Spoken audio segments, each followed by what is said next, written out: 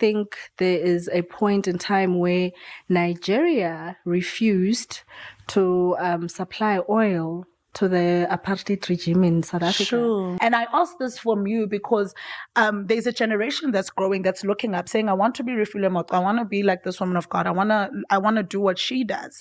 But there's so many voices, like you said, so many. This challenge was really just the ability to sustain those relationships. You needed to offer something. What is that offer? Let's talk about these offers. It's okay. Even just as South Africans. Yeah. Our history is intertwined with other African cultures. Yeah. Other African countries. Yeah. During our apartheid. Yeah. You know, our fathers and our great grandfathers found refuge in these other countries. Yeah. And we live in a world right now where your faith is comes second to anything else that you do. You know, it's first get the bag, faith later. You know, we'll faith it out later. And so I wanna understand. I wanna know, how have you incorporated your faith values? Your Welcome, Sanbonani, Dumelang, Absheni, Ahatobela, wherever you are, you're watching from the continent. This is the podcast that matters, AfriOne. And yes, I call this the hostile takeover. It's your host, Silindokuhle Hlongwane. And I am so excited to be back once more. If you are doing it twice, that means I got something right. So I'm happy to be here. Hopefully I'll be back again. I'm excited, ecstatic about today's guest. I'd like to say it was hard to get her here, but actually she just agreed so easily. So it was a shocker. I have a hardworking woman. Listen, if this woman turns anything into gold, she can sell ice to an Eskimo. She's a businesswoman. She is a wife. She's a mother. She is phenomenal. She is amazing. She is my friend. So I'd like to welcome Refiloe Mocwa Tabula. Thank you, to the building. It is so nice to have you. Thank you so much for having me. Yes. I'm so proud of you. You are. Don't make me cry yet. Oh, okay. Let's leave that for later. Yeah. Thank you. I love it. I love you. I love you too. So I don't even know what to talk about. You know what? The problem about inviting someone that you know is that there's so much to ask, and then you don't want to be too personal, but at the same time, you don't want to be too vague. I think those were my concerns with the too personal part. Listen, I'm going to get there, but let's start with Refiloe Ngwanyana Wako Bloom. You know, Ngwanyana Wako Bloom. Yes. Like, how did you blossom into this big thing? You are big. You are huge. She owns Burening Furniture. She owns, what is this? A House of Design. She is, what is this? Ooh, I don't know. Everything. Like, I just feel like she's a fashion designer. I have a dress by Refiloe Mocwa. I feel like Diamond Walk, make room for this woman, please. We need to buy her clothes. So yeah, how did it all begin? Like, the journey. We start from the beginning? The beginning. So bred and buttered in Bloemfontein. Yeah. In the Free State, collocationing. So I'm a basic Kasi, typical Kasi ghetto girl. Yes. Don't be fooled by the hills. Yes. So my journey started in, let's start with the business. Okay. My first ever business was a taxi, actually. After matric, I remember I wanted to study fashion design. Okay. My parents couldn't afford for me to study that at the school that I wanted to study at, which was in Cape Town. All right. And I thought, this is what I actually really want to do. And we have saved up, Chele. Do you know that contribution? Babies are society, ne? Yes. So I had saved up a lot of money into, not a lot, but back then it was a lot because I was still a teenager. Yeah. Saved up money into that stokvel kind of thing. When the money came out, I decided to buy a taxi. Yeah. Very male dominated gang. I don't want to say gangster, but violence. It's gangster. It's violent. Violent. I can't breathe right now. Yeah. So I had that. So I started that business. because I wanted to study fashion. So I knew that this business was going to sort of like fund the schooling. Started with that. I think I was like 18, if not 17. Yeah. The taxi ran for about a year and a couple of months. It got so difficult. I had already saved up enough money, but the plan was not to let the business go. But it was so difficult having like male, older drivers working for you. And that time you're a teenager. So it got a bit difficult for me to sort of like control their behavior. Oh, yes. Because I remember one driver that I had would just say, "Ay, Manaka," when you're asking for chelete at the end of the day, because we needed to count money in every day. He was just like, "Naki Jila, I drank it." And this is somebody who because they know you won't do anything about it. So what are you going to do? You know? And it's an uncle. And he raised you. You really can't, you can't shout at them. You can't do anything. My dad, though, was helping me. Okay. But he had his own businesses and work on the side. So it was a bit like... It was tricky. Do your own thing, flourish. And then eventually I decided, I'm going to sell the taxi. Okay. I sold the taxi. And then with that money, decided that I'm going to pay for my fashion design fees. Okay. Studied at Victoria Tomar, still in Bloemfontein for like 3 years. On my final year, I got awarded with an internship. Sure. With Clive Randall. Oh, nice. Yeah. Got awarded an internship that was supposed to be just 2 weeks. Okay. During the SA Fashion Week, showcasing. Did that for 2 weeks, went back home. I think after a month, Clive was like, "Listen, do you not want a post?" Sure. I was like, "Oh, okay, I can come. I don't mind." And I came back to Joburg. They paid me 1,600. Was that a lot? No, this was in 2014. Yes. This is already... I'm thinking you say 2000 and something. No, this is already like in 2014. So that they started with 1.6. I was like the month? Yeah. A day? A month. And then they said from 1.6 they can do 3,600. Okay. And Joburg is expensive. Still had to now scratch into my savings to make that thing happen. I proved my way, I believe. And then after a while, they were like, "We're going to make you production manager." Sure. And I was like, "Oh, this is interesting." While I was still doing that, then decided to start Aqua Squared. Okay. Yeah.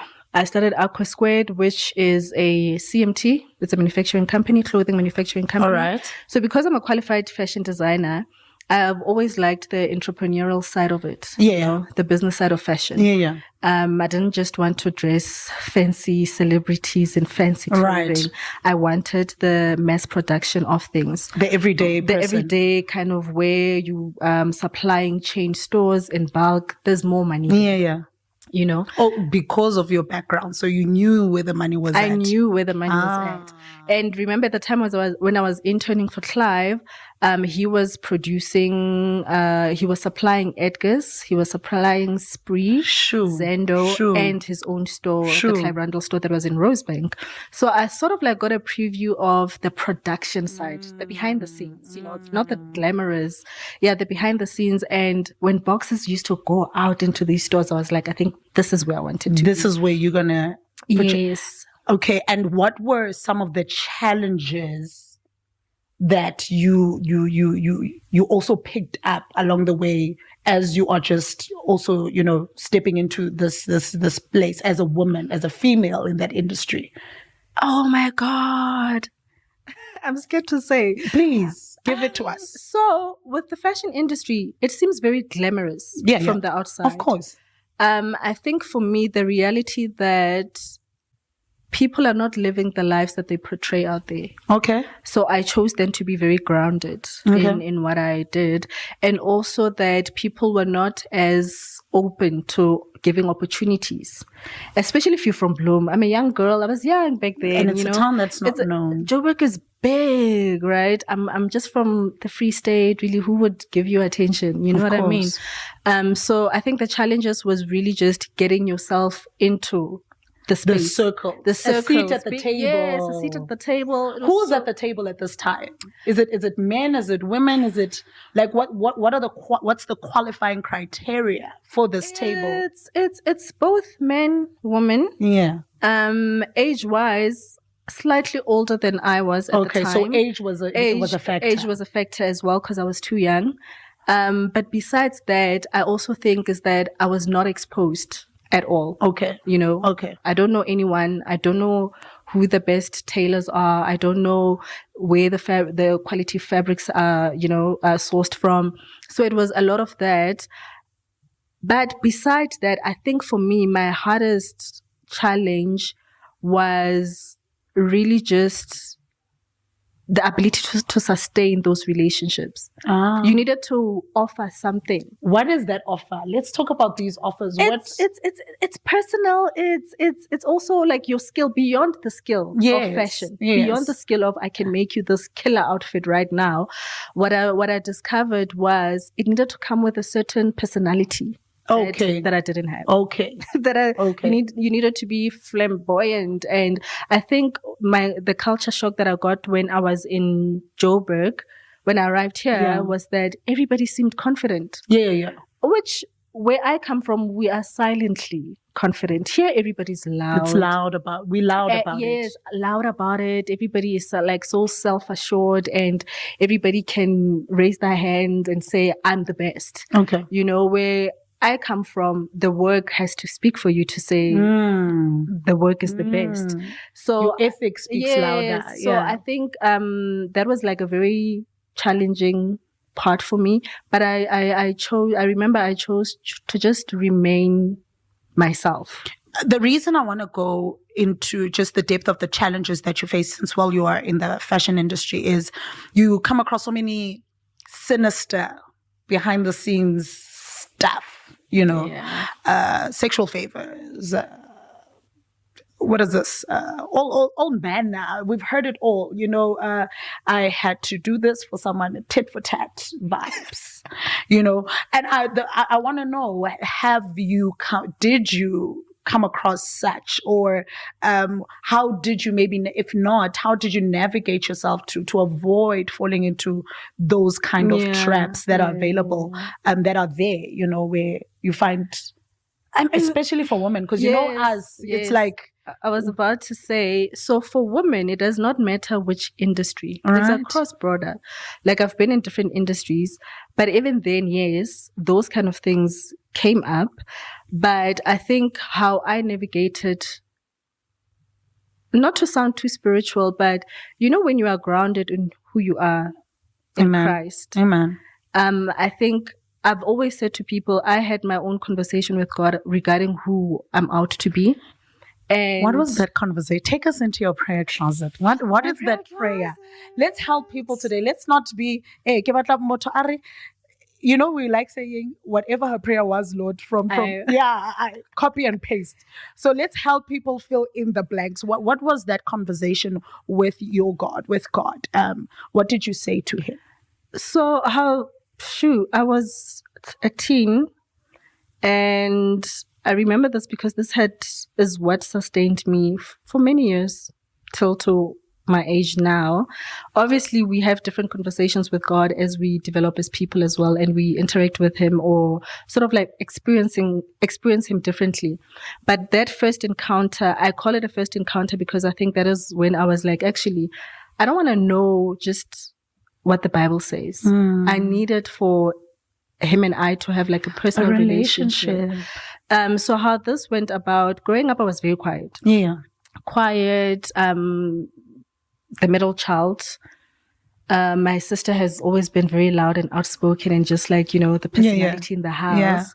And I was the more reserved one. And I think because of that, even when other family came, or even my parents' friends, when they would come over, it's like, hey, you look snacks. So I would read and go to my room all the time. So because of my personality, I found that there were so many labels that were put on me. Sure. You don't like people, you're full of yourself, you think you are all that, or shame, she's quiet, she's shy, and all of these things. And you realize that you get all these tags put on you without you asking. And without you. Yes, they get put on you. And what I had done was I wore them. I wore these You badges. became what they called exactly. you. Whether good or bad, I became exactly. You just took the narrative as it is. Like, It's like, if they say you are shy, then you become shy. If they say you are quiet, then you become quiet. If they say you're born, you're full of yourself, then you give with it to that. them. Now you've got, And I remember the one time I was like, God, because you want to take the positive things that people say. Of course. Yes, that's true. Your mom will tell you you're beautiful, you this, you kind, and whatever. I think I got confused with people call me this. Identity crisis. And it's good. But also you get people calling you another thing. And I couldn't relate with who I am. So my first encounter that I speak about when I like how God introduced me to myself was when I was like, I love that. I love that. He introduced me because he knew me. I didn't need to say anything to him. Oh, that's a Selah moment. How God introduced me to myself. Yes. Because I was like, I needed for him to tell me who I was because it was not conditional.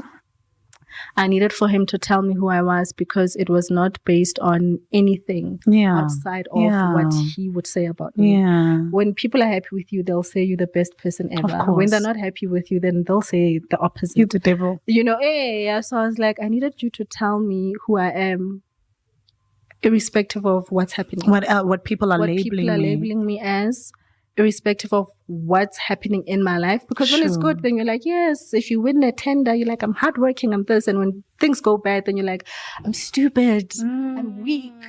So I needed an identity outside of those things. And I remember I still have the notebook where I said conversations with God. And I was like, I need you to tell me who I am. And it's not conditioned under anything. Yeah. It's not conditional. It's not based on how he felt about me. Oh, yeah. And this happened. And I was like, okay, where am I supposed to be? Where are my talents? Where are my strengths? And where are my weaknesses? And people usually want to say, you're the righteousness of God. You are a conqueror, whatever, a conqueror. We want those positive things. But I remember so this happened 3 days. On the third day, I remember just feeling like the Holy Spirit was just telling me, yes, all these great things about you, but you also struggle with these areas of your life. So I got aware very early with where my weaknesses your incapabilities. Yes. And it didn't come from people. Yeah, it didn't come from people.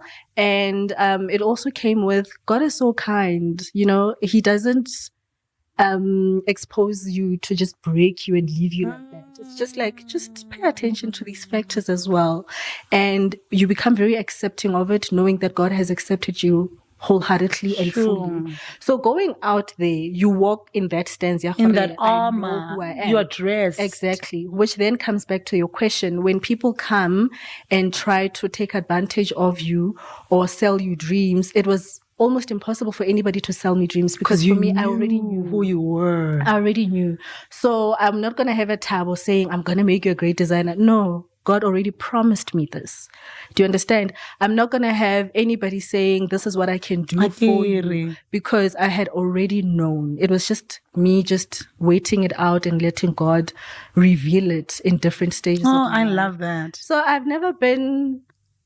It's almost like those rooms were away from you, and that's the thing, because in most cases, and I'm not saying to anybody that has experienced such things, but they're just, when you come to the knowing, when you come to your becoming, when you come to the place of finding or discovery or knowing yourself, there are certain things that avoid you. They avoid you. They know we can't have a conversation. I know with my husband, because my husband will be like, I preach all over, and he'll be like, a lot of people will be asking, aren't you scared that pastors are carrying bamshela, asking her out and everything. And he'll be like, she knows who she is, and there is such a beauty and a gift in that. And I think we sell it very short, the importance of knowing who you are, because being rooted in that. Because for me, it's like, look at yourself. I mean, from that conversation that you had many, many, many years ago, here you are blossoming, and you're saying you did it with clean hands. And we are living in a civilization and a place there people are like, I want to be like Refiloe, and they're willing to do whatever it costs to be like you. So So it's so refreshing to hear that actually let the cost come from God. Yeah. You know, let the sacrifice come from the Lord. So I want to also take now this time to delve deep into you being a wife, a mother, and a businesswoman. How do you balance it? I don't. Nah. If I'm being honest. True. So I think watching my mother do it Sure. became such a norm even for me to just walk into that space, and just being a mom and still being a career woman or a businesswoman. Yeah. That alone for me was a lot. Sure. But I had a good support structure. Yeah. You know, I had a very good support structure, and I don't believe in doing everything myself. Where you can get help, please do get help. Whether you're paying for it, whether it's family, whether it's favors, where you can get help, get help. And now with the marriage part, I think I'm just blessed to have somebody that is hands-on as well. Amen. And supportive. Amen. Oh, that's it. You know? Yeah, so otherwise, I'm not gonna lie. I'm not a superwoman. I'm not gonna lie here and say, "Oh, you must do this." You must do that. There's no manual. There's no manual, and we would be deceiving people if we said this is how you must go about it for it to be like an easier load on you. It's not an easy load. There's so many parts of us, even beyond being a mother or a wife or a business person. You're still a daughter somewhere. You're still a sister. You're still a friend somewhere else. Sure, do you know what I mean? Sure. So having to now play all these roles, it is difficult, but as long as you take care of self first, I think it makes the load easier. And just tell the truth. If you're tired, you're tired. You know, if you can't give off of yourself any more than you've done, then do it. You know, I tell my children all the time, like, this is my me time, because they know when it's my me time, I want to be left alone at least 2 hours. You know, you can tell Habi, I'm not cooking tonight, like cut. You know, and he will step in. So I think it's also important with the kind of partner that you have. Sure. You know, it's very important, the kind of partner that you have. For me now, it doesn't even feel like work. I mean, right? And drive here. For example, you know, I love it. Yeah, just find a supportive partner and you're good. All right, navigate your way through it. Make time for yourself. Now, I know you, but I want to now get your opinion, or rather, what do you think of the feminist movement? And I ask this because a lot of it is coming from successful women, independent women, you know, powerful women, you know. And here you are saying you love your wifely role, you love your motherly role, you love all the roles that you are accompanied, and you're not competing with your husband, and you're not competing with any man. You're out here just navigating your way.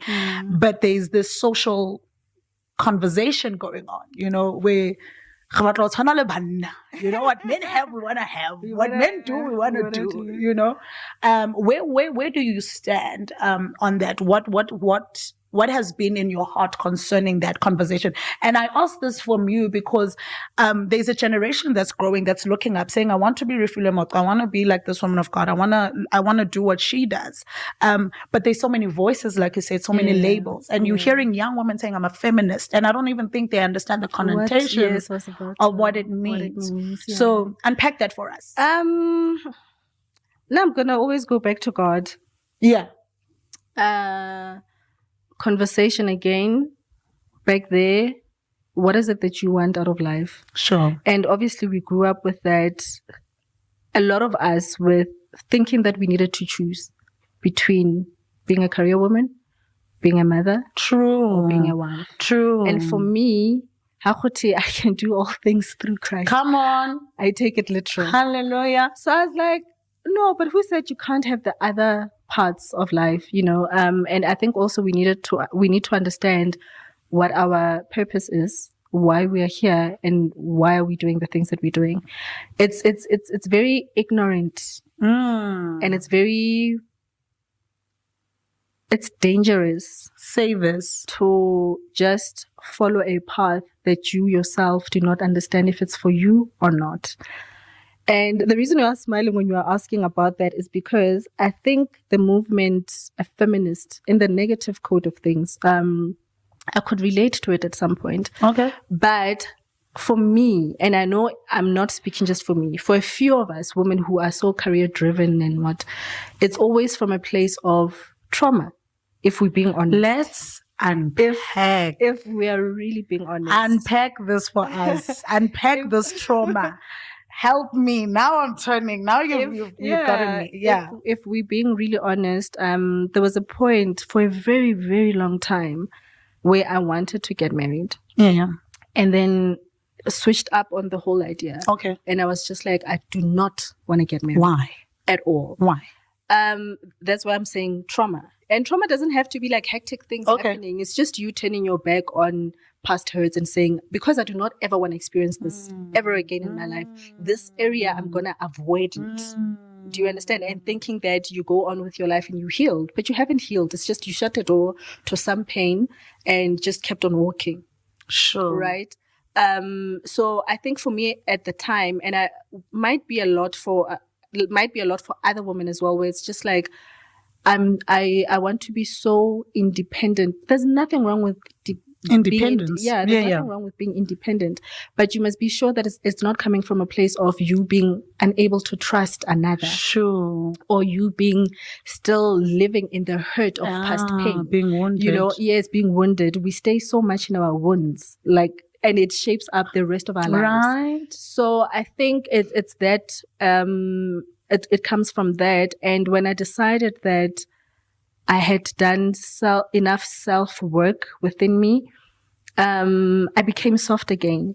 So the reason why I was hard and why I was like, I'm going to do this, I don't need a man, and I'm going to show them, it's from that thing of, my dad was around, perfect, beautiful, but you see other women who are betrayed. We grew up around aunts who have worked with their men, and then jiggy, they're left with nothing, So that sort of like, and we are not aware because we're young, it creates some sort of like you absorb trauma. That energy. You absorb the energy of, they can't be trusted, and you hear of stories, and social media is just brewing with negative stories around marriages and relationships that people just think, we are always scared that what happened to this lady is going to happen to me. Definitely. So we're always guarding against such things. And now in a negative way, it becomes a movement. Yeah, it becomes a movement. A movement that is formed from traumas. I like that. Yeah, that's formed from trauma. Sure.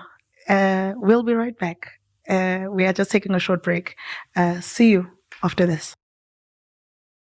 And we are back again with our wonderful, beautiful, gorgeous guest. And we were touching on feminism. And right now, I just want to speak about maybe the broader aspect of your business. Where do you see it going?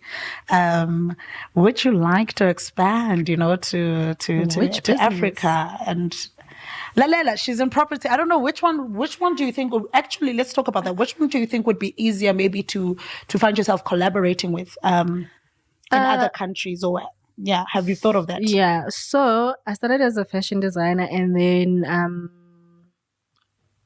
it's been 3 years now, started an agency, House of Designers agency, where we place up and coming designers into stores. So we access markets for them. So showcasing at fashion weeks, access markets for them in terms of just stores and being known, putting their names out there. Yeah. So nationally, we have about 210 or 215 stores that are willing to partner up and collaborate with you. With our fashion designers. So I think we recently got a request actually from a designer in Nigeria. They want to place the brand into like South African markets. So we're still looking into that. I think fashion is so like it connects cultures, it connects countries, it connects, and I think for me that would be like an easier market for us to get into. The fashion one. The fashion one, yeah. So we could collaborate with, I think, any designer, if you're in Ghana, you're in Nigeria, Malawi, and those people are so talented. Guys, African culture, African designers, like even here in South Africa, it's just like we are on the rise right now, I think, and we need to explore that as much as possible. But there's the hate-love relationship. We are African when we are international, and then we are South African when we are local. And, you find yourself saying, oh, our brothers, our foreigners, let them go home, let them. And what's your stance on some of the contention that tends to happen between, Africans? It's sad. Okay. It's sad. It's very unnecessary. Why? Just because of our history. Okay. Even just as South Africans. Yeah. Our history is intertwined with other African cultures. Yeah. Other African countries. Yeah. During our apartheid. Yeah. Our fathers and our great grandfathers found refuge in these other countries. Yeah. I stand to be corrected. I think there is a point in time where Nigeria refused to supply oil to the apartheid regime in South Africa. Sure. Just to say we stand with our fellow brothers. Our fellow brothers and sisters. So I think it's sad now with how there are divisions. Yeah. Remember, it's the system of divide and conquer kind of energy. Right. Yeah. So. We are not being ignorant to the other sort of like stories that we hear about how other nationals sort of like can affect our country negatively. But I think the press and our people are so obsessed with the negative side of it, course, that nobody really pays attention to the positive side of things, which then blindsides us. With moving forward, and how we can just do business with each other as countries, and how we can just lift each other up and be united. So I think it's very sad what's currently happening in the climate. Yeah, especially with the Miss Universe example. Exhibit A. Exhibit A. No. What were your thoughts on that? Let's. So this is a difficult one. Not even difficult, but you wanna be politically correct. When you check the history of how it happened. Yeah. Obviously, there's like, it's a very unfortunate situation. Yeah. But for the lady herself, she's an innocent party in everything that's going on, and she grew up in South Africa, and she's got South African blood. She's off. But these should not be conversations, though, to be honest with you. I just feel like I pray that one day we'll come to an Africa where, honestly, there's borderless. It's a borderless Africa. You walk into a country and you're able to do what is necessary, like to do business. To do business. Without any red tapes and gatekeeping and, all of these hindrances. I want to know how you've overcome sexism, in all the different, you mentioned the fashion side, how you just always kept to yourself, you always kept the eye on the corporate. How have you really overcome it in all the other spheres of your business? And so the fashion side, there isn't really much. Okay. There isn't really much of that. Haven't really experienced it in that area. And then I ventured into property and construction and the furniture side. Yeah. Where these are like male dominated industries. Of course. They're very hard labor, kind. So as a woman, unfortunately, we always have to prove ourselves overly. You must work 10 times harder just for people to recognize you as being worthy to get certain projects. Or there's this disbelief that, how are you gonna build this structure? How are you gonna, what do you mean you make those couches? Because it seems so male dominated. So it's just constantly needing to prove yourself. Unfortunately, you can't fight it off. Right. You know, you can't fight it off. Even in corporate, Yeah. you know, for you to be in senior management positions, you constantly need to prove yourself.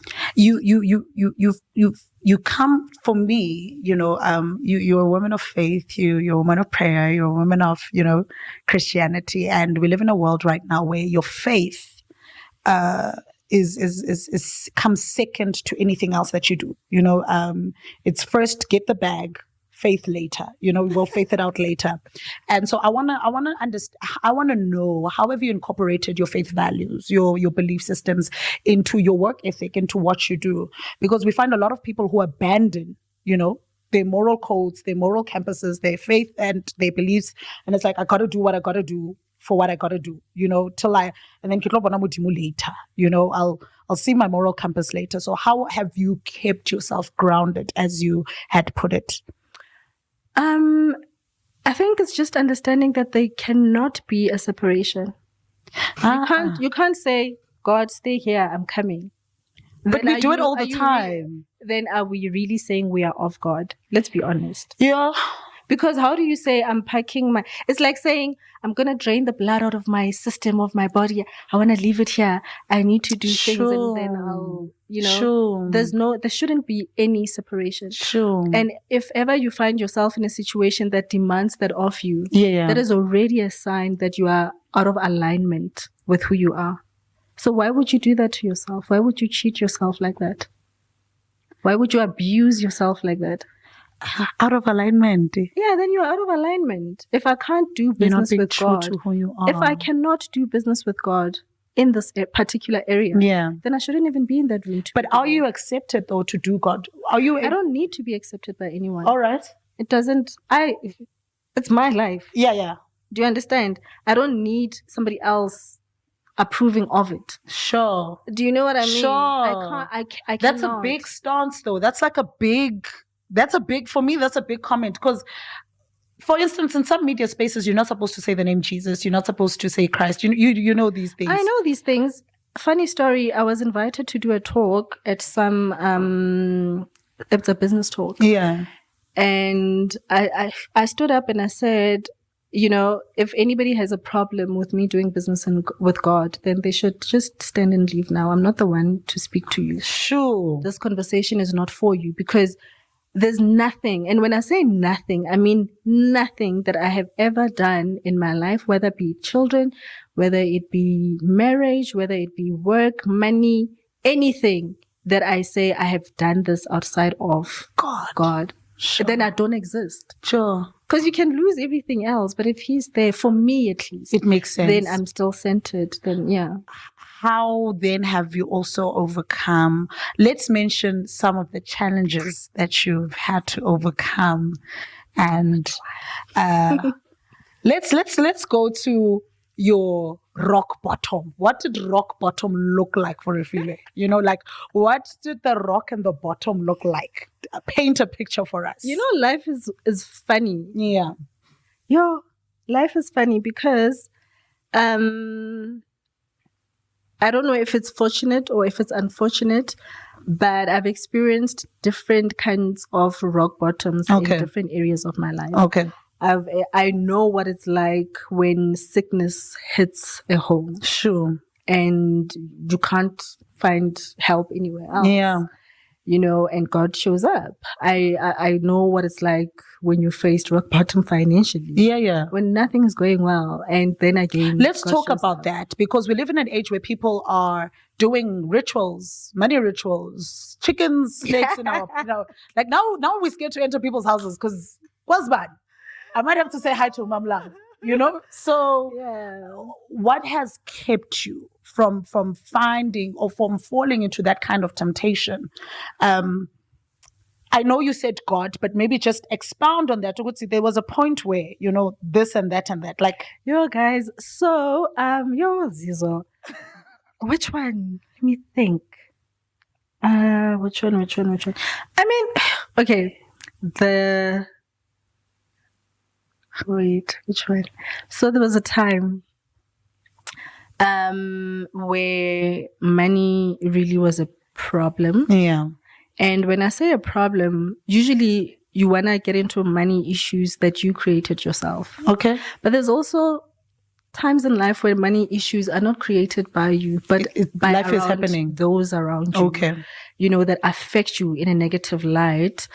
I mean, for me, it's also a thing of, I think just naturally, I'm a fearless person. Okay. Just by nature. Yeah. And I think because I've seen, even with my parents growing up, one day my dad has a job, the next day he doesn't. Of course. One day we are driving to school in our dad's nice fancy car.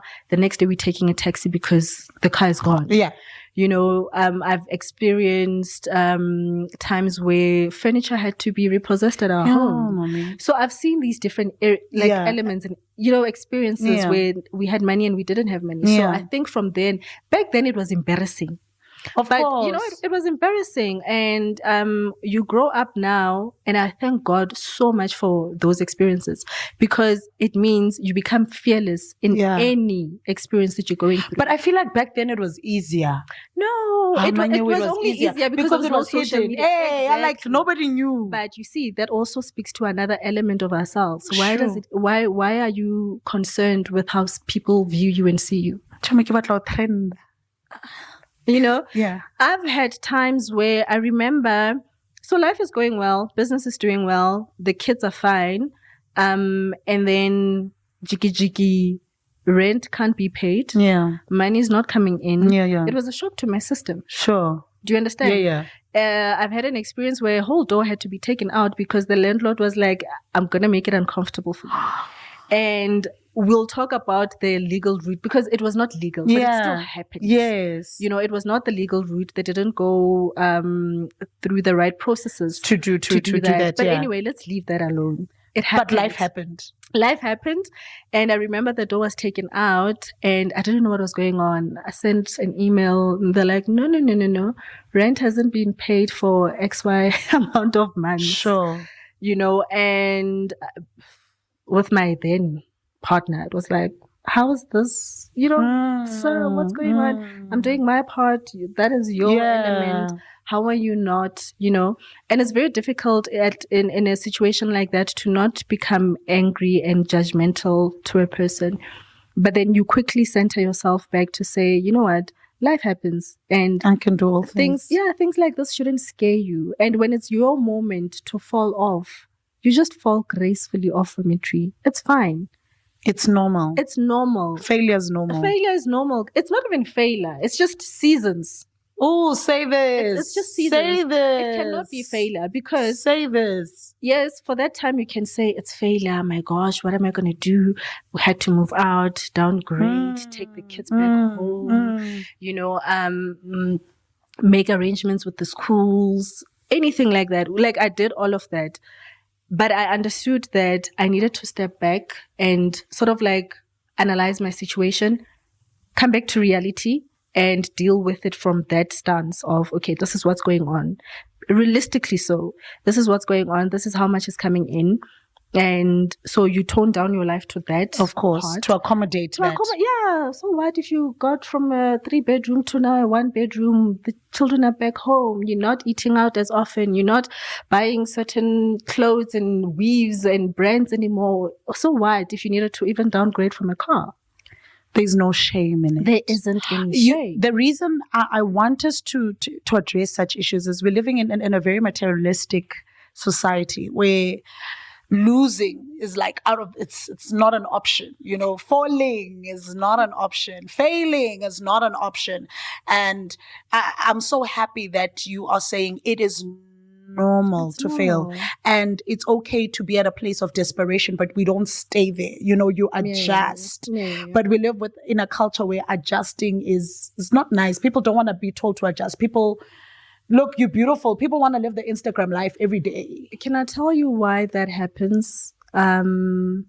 It comes back to an identity issue, because you should be a Refiloe whether you're driving a particular car or not. Come on. Whether you're staying in a particular house or not. Whether you have money or not. If you remain who you are, these things do not really affect you much. Sure. It's a car. It doesn't define who you are. It's a house. It shouldn't define who you are. So for me, I've never really gotten attached to anything. Sure. You know, I've never really gotten attached to anything. Literally could be in a Ferrari today, be in a taxi tomorrow. And she's literal, okay. I've been in her Ferrari. I'm being for real. Like, you can be in it today and kausane uko bri upalama taxi. La So la. what? La la. You know, so yeah. what? Yeah. You can live in this area and go to another area tomorrow because things are dihlangani. I think it's just important that we understand that it's seasons, things pass, and also embrace the different experiences of our lives. Otherwise, we do not know. When somebody says, Sheba, I used to drive I'm driving it doesn't shake me. I'm not going to shiver and say, oh my God, they're coming in a Lambo. I've experienced this. It has happened. It's fine. Yeah. Do you understand? Yeah. You don't walk, you are over, I get to be in just because you've got access to certain things. You know, at the same time, you must also be able to sort of like relate. Remain humble. Yeah, it's for that. No, I embrace every area, every part of my life. I embrace it gracefully so. Because those are the things that make us who we are out to be. I want to spill secrets. This person claims, number one, to be very shy. And she doesn't speak. But I feel like we should have like a master class, where young ladies come and she just speaks. Don't allow things to define you. Don't allow what you have to be your identity. Understand who you are first. Understand who you are in God, in Christ. Understand yourself, establish a foundation of who you are and your identity so that when things do come and when things do go and when things go south, you are not losing yourself, but instead you are well equipped and you are becoming more developed and you're becoming more sharpened in your character and you're knowing how to navigate yourself in life. We live in a very prideful society, and I think it's about time, like I said, we go back to Ubuntu, go back to being human again. It feels good there. It's a good place to be. You are so beautiful. You are so, can you see how calm she is? Listen, if I tell you, my first experience of a Ferrari came from this woman. So I know what she's talking about. She's well built, but she is so, so, so humble. Takes a rank, this girl, at the end of it. And it's so beautiful to do that. So mine for you, young person, is it's possible to be successful without being arrogant, without selling your soul, without losing your moral code, without walking away from the things, and learn to accept the seasons as well. I don't know about you, but I've been so fulfilled with this episode. I want to ask something really fun, but we will do that after this. Thank you for watching. Yay! So we are in the final segment. So I wanted to ask you just fun questions. Well, I think they're fun. You might find them boring. Oh, okay. So if you were to expand into Africa, which country tickles your fancy, and tell us why? Nigeria.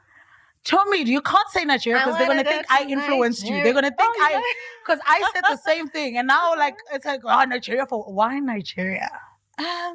The people, the culture. What about it stands out for you? Yeah. No, the music, definitely. Okay, yeah. Killer music.